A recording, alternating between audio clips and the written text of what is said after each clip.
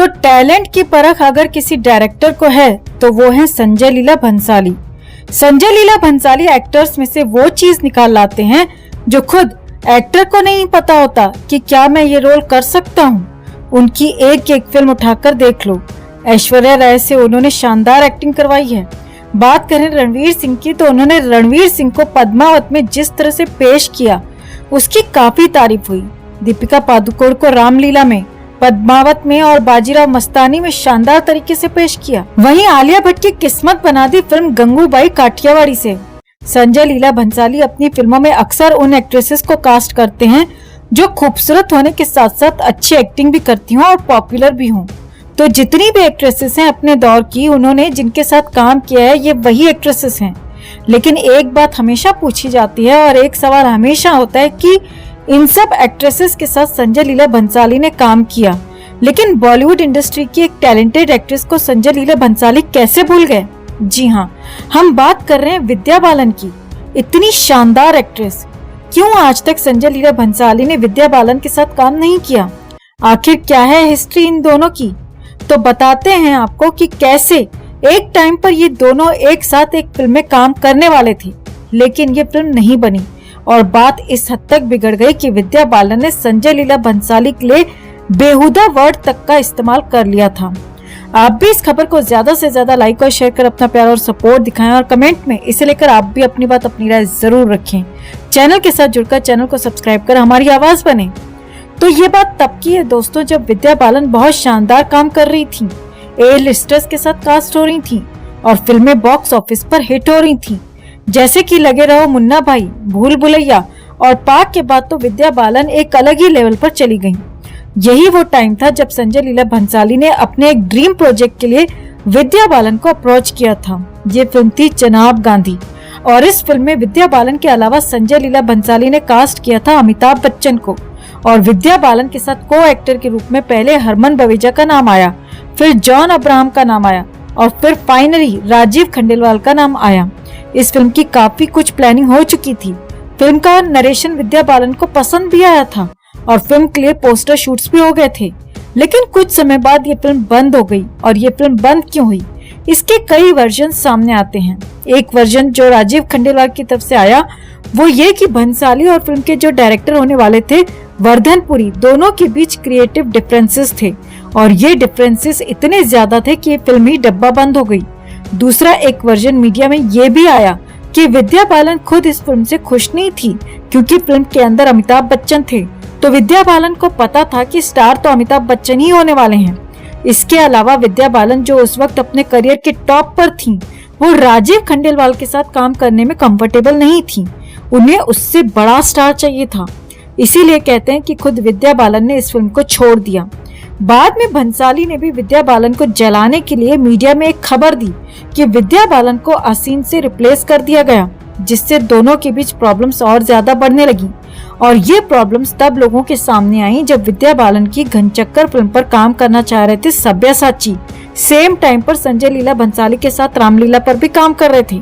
सब्यसाची ने भंसाली से परमिशन मांगी थी कि मुझे घनचक्कर पर काम करना है, कॉस्ट्यूम्स देने हैं, तो मुझे उसकी परमिशन चाहिए।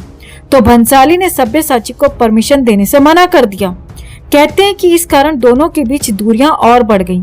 हालांकि 2014 में दोनों के बीच दूरियां तब खत्म हुई जब विद्या बालन संजय लीला भंसाली के बर्थडे सेलिब्रेशन में गईं। लेकिन 2015 में एक बार फिर से दोनों के बीच कुछ हुआ जिससे लगा कि ये दोनों एक दूसरे को देखना भी पसंद नहीं करते हैं। विस्लिंग वुड्स जो सुभाष घई का कॉलेज है, वहाँ पर एक फंक्शन था जिसका हिस्सा भंसाली और विद्या बालन दोनों बनने वाले थे। इस फंक्शन में भंसाली भी थे, विद्या बालन भी थी, लेकिन दोनों कहीं भी एक साथ नजर नहीं आए। एक प्रेम में दोनों खड़े ही नहीं हुए। और फिर 2016 में तो एक ऐसी खबर आई जो मीडिया में सभी तरफ चर्चा का विषय बन गई। एक म्यूजिक अवार्ड शो था। भंसाली को इस अवार्ड शो में सम्मानित किया जाना था म्यूजिक के लिए। भंसाली के लिए ये बहुत खास दिन था। यही कारण है कि वो अपनी मदर को भी उस अवार्ड फंक्शन में लेकर गए थे। उस दिन स्टेज पर भंसाली को अवार्ड प्रेजेंट करना था विद्या बालन को, लेकिन विद्या बालन वहाँ से निकल गयी भंसाली को बिना अवार्ड दिए। यही कारण है कि बाद में भंसाली को सुरवीन चावला के हाथों वो अवार्ड दिलवाना पड़ा।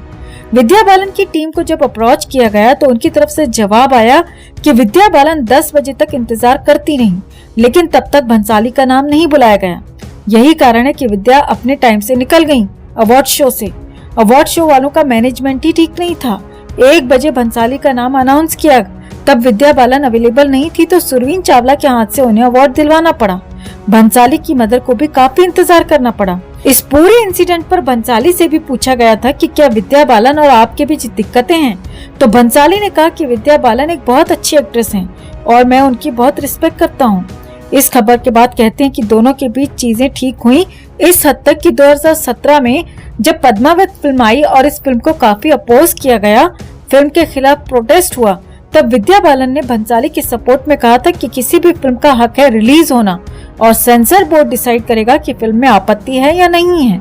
तो ये प्रोटेस्ट और ये सब फालतू की चीजें हैं। तब लोगों को पता चला था कि भंसाली और विद्या बालन में चीजें अब ठीक हो रही हैं। लेकिन गंगूबाई काठियावाड़ी जो आलिया भट्ट की फिल्म थी जिसे भंसाली ने डायरेक्ट किया था, इस फिल्म पर विद्या बालन ने एक बयान दिया था। उसमें उन्होंने कहा था कि हिंदी फिल्म इंडस्ट्री में हीरो का बहुत बोलबाला है। कोई फिल्म हिट होती है तो उसका क्रेडिट हीरो ले जाता है और अगर कोई फीमेल ओरिएंटेड फिल्म हिट होती है तो उसका क्रेडिट उस फिल्म का डायरेक्टर ले जाता है। ये कितनी बेतुकी बेहुदा बात है। कुछ इस तरह से विद्या बालन ने फीमेल ओरिएंटेड फिल्म के बारे में बात की थी। बताया जाता है कि विद्या बालन उस वक्त गंगूबाई काठियावाड़ी के बारे में बात कर रही थी और उन्होंने कहा था कि आलिया की वजह से गंगूबाई काठियावाड़ी हिट हुई है, लेकिन उसका क्रेडिट संजय लीला भंसाली को दिया जाए तो ये गलत होगा। कुछ इस तरह से विद्या बालन ने तब भंसाली के बारे में बात की और जो कि बेहद शॉकिंग था। और जब विद्या बालन ने ये बेहुदा वाली बात कही तो उनका पुराना झगड़ा सोशल मीडिया पर काफी वायरल हो गया कि कैसे चिनाब गांधी फिल्म विद्या बालन के साथ भंसाली बनाने वाले थे। कुछ समय तक विद्या बालन को इंतजार भी कराया, लेकिन वो फिल्म कभी नहीं बनी और उसके बाद भंसाली और विद्या के बीच ऐसा कोल्ड वॉर शुरू हुआ जो अभी तक खत्म नहीं हुआ। कल अंबानी की शादी में ऐश्वर्या राय अकेली पहुंची। बच्चन परिवार भी शादी में मौजूद था, लेकिन रेड कार्पेट पर बच्चन परिवार के मेंबर्स यानी कि अमिताभ बच्चन, जया बच्चन, उनकी बेटी श्वेता, श्वेता के दोनों बच्चे, श्वेता के हस्बैंड और अभिषेक बच्चन सेपरेटली आए। ऐश्वर्या राय भी सेपरेटली आई अपनी बेटी आराध्या के साथ। जब लोगों ने ऐश्वर्या को अकेले आते देखा तो लोगों को महसूस हुआ कि चाहता तो बच्चन परिवार ऐश्वर्या को साथ ला सकता था, लेकिन उन्होंने ऐसा नहीं किया। लेकिन ऐश्वर्या भी कम नहीं है। ऐश्वर्या ने बच्चन परिवार को इस अकेलेपन का वहीं रेड कार्पेट पर ही जवाब दे दिया। न सिर्फ ऐश्वर्या ने अकेले पेपराजी के सामने कॉन्फिडेंटली पोज किया, बल्कि उन्होंने अपनी बेटी के साथ भी मजे से पिक्चर्स क्लिक करवाई। और नहले पे दहला ऐश्वर्या राय ने तब दे दिया जब मौके पर पहुंचते ही ऐश्वर्या राय ने रेखा के साथ बात की और उनके साथ सबसे ज्यादा टाइम बिताया। रेखा की और ऐश्वर्या की एक वीडियो सामने आई है जिसमें साफ देखा जा सकता है कि दोनों एक दूसरे से बहुत प्यार करती हैं। दोनों एक दूसरे की कंपनी पसंद करती हैं और तो और दोनों एक दूसरे के साथ बहुत कंफर्टेबल हैं। जहाँ ऐश्वर्या ने रेखा को बहुत इज्जत दिखाई, वहीं रेखा ने भी ऐश्वर्या को सास वाला प्यार दिया और सास की कमी महसूस नहीं होने दी। सोशल मीडिया पर जिसने भी ऐश्वर्या और रेखा की ये वीडियो देखी, वो लोग बस यही कह रहे हैं कि इसे कहते हैं नहले पे दहला। ऐश्वर्या की सास जया ने चाहे उनके साथ फोटो नहीं खिंचवाई हो, लेकिन ऐश्वर्या ने भी रेखा के साथ फोटो खिंचवाई, जिससे ऐश्वर्या की सास जया सबसे ज्यादा नफरत करती है।